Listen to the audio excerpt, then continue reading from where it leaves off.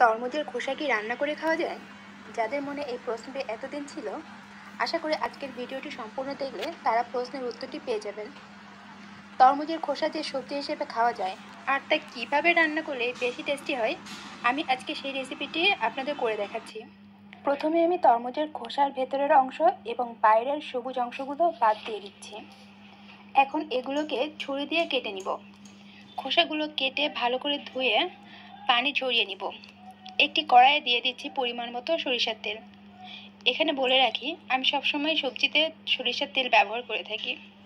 আপনারা চাইলে সাদা তেলও ব্যবহার করতে পারেন।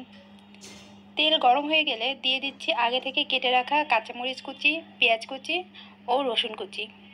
পেঁয়াজ ও কাঁচামরিচ কুচি আপনারা চাইলে আপনাদের পছন্দের মতো কম বা বেশি করে দিতে পারেন। পেঁয়াজ মরিচগুলো হালকা করে নরম হয়ে এলে এবার কেটে রাখা তরমুজের খোসাগুলো দিয়ে দিচ্ছি। এরপর একে একে দিয়ে দিচ্ছি স্বাদ মতো লবণ, হাফ চা চামচ হলুদের গুঁড়া, হাফ চা চামচ মরিচের গুঁড়া। তরমুজের খোসা এবং মশলাগুলো ভালো করে নেড়ে মিশিয়ে ঢাকনা দিয়ে ঢেকে 10 মিনিট মিডিয়াম আঁচে রান্না করব। এর ভেতর তরমুজের খোসাগুলো সিদ্ধ হয়ে যাবে। মাঝে মাঝে ঢাকনাটা খুলে একটু নেড়ে দিতে হবে।